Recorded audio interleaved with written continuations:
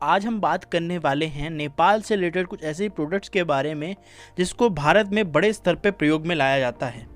इनमें से कुछ प्रोडक्ट ऐसे हैं दोस्तों जो कि भारत में लगभग हर घर में एक ना एक बार प्रयोग जरूर किए गए हैं। आप सभी को दोस्तों ये मालूम है कि भारत और नेपाल के आर्थिक रिलेशनशिप बड़े ही अच्छे हैं।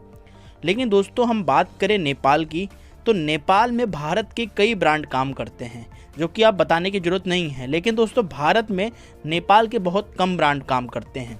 लेकिन दोस्तों जितने भी ब्रांड नेपाल के काम करते हैं भारत में, वो बड़ा ही अच्छा परफॉर्म कर रहे हैं और बहुत बड़ी ही तेज़ी से ग्रो हो रहे हैं। तो चलिए हम जान लेते हैं ऐसे कुछ प्रोडक्ट्स के बारे में नेपाल के जो हैं, और वो भारत में बहुत चर्चा में भी रहते हैं और भारत में बड़े स्तर पर प्रयोग भी किए जाते हैं। सबसे पहले हम बात कर लेते हैं वही नूडल्स की। तो कई लोग इससे बड़े अच्छे से वाकिफ़ होंगे दोस्तों। बात करते हैं, सबसे पहले नाम आता है सीजी ग्रुप, यानी दोस्तों चौधरी ग्रुप का वही नूडल्स का। दोस्तों नेपाल के एकमात्र बिलियनियर विनोद चौधरी का ये ब्रांड है। और दोस्तों इस ब्रांड की बात करते हैं तो ये इंस्टेंट नूडल ब्रांड है। भारत में इसके मार्केट वैल्यू की बात करें तो लगभग 900 करोड़ का मार्केट वैल्यू इसके करेंटली है। अगर इसके परसेंटेज की बात करेंगे हम, तो मार्केट का लगभग 17% यानी 17% मार्केट कैप वही नूडल कैप्चर करता है भारत का। मतलब अगर मैं आपको आसान भाषा में समझाऊं तो अगर 100 नूडल्स के पैकेट बिकते हैं तो उनमें से 17 जो पैकेट होते हैं वो वही नूडल्स के होते हैं।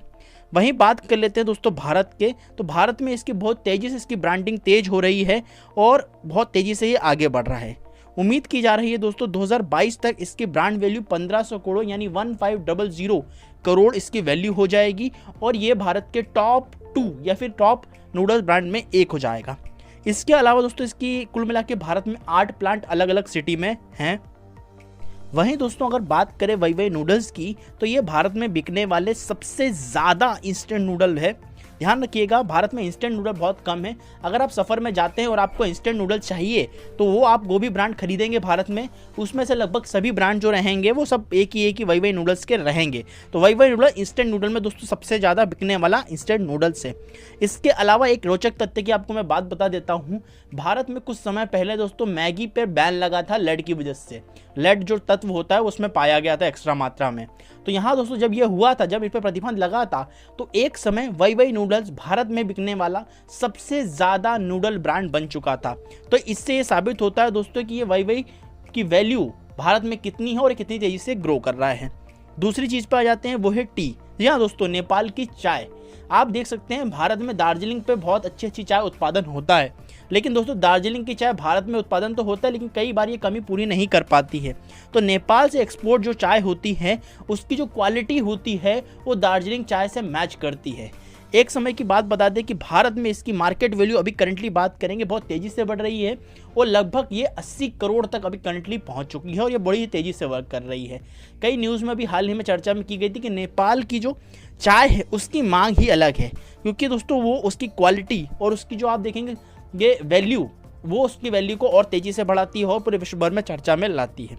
दोस्तों बात करें चाय के प्रकार की, तो इसकी तुलना दार्जिलिंग की चाय से की जाती है जो कि बहुत कम पाई जाती है, इसलिए इसकी मांग बड़ी ही तेजी से बढ़ रही है। मित्रों इसके अलावा हम बात कर लेते हैं नेपाली कारपेट की।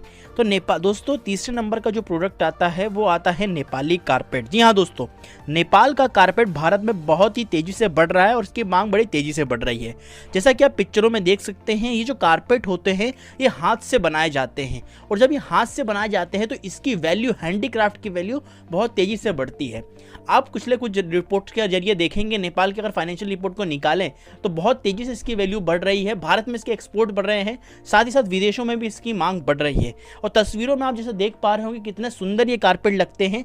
अगर आपको बात करें, ये कारपेट बड़े महंगे होते हैं। तो महंगे अगर होते हैं तो दोस्तों इसको ज़्यादातर जो अपर क्लास है वही यूज़ करते हैं। तो कुल मिला के आप देखेंगे क्वालिटी प्रोडक्ट डिलीवर किया जा रहा है नेपाल से भारत में, ये बहुत अच्छी बात है।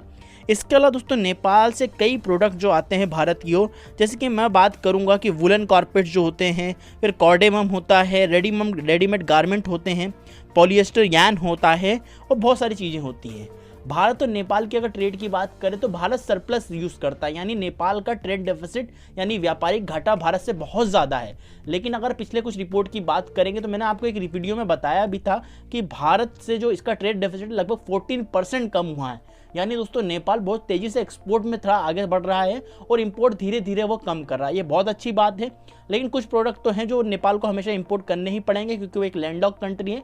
लेकिन दोस्तों नेपाल के एक फील्ड को चुनकर उसमें बहुत तेजी से आगे ग्रो करके अपने ट्रेड डेफिसिट को कम कर सकता है। ट्रेड डेफिसिट होना कम होना नेपाल के लिए बहुत अच्छी बात है और नेपाल इस पर वर्क भी करेगा आगे होके। जैसे एक नई गवर्नमेंट फॉर्म होगी नेपाल में स्टेबिलिटी और अच्छे से आएगी और नेपाल बड़ी तेजी से ग्रो करेगा। लोग दोस्तों तैयार है डेवलपमेंट के लिए नेपाल के। अगर सरकार भी इसमें हाँ कर दे तो फिर बहुत तेजी से डेवलपमेंट होगा। मिलते हैं आपसे अगले वीडियो में, जब तक के लिए आपसे जय नेपाल। सेफ रहें, सुरक्षित रहें।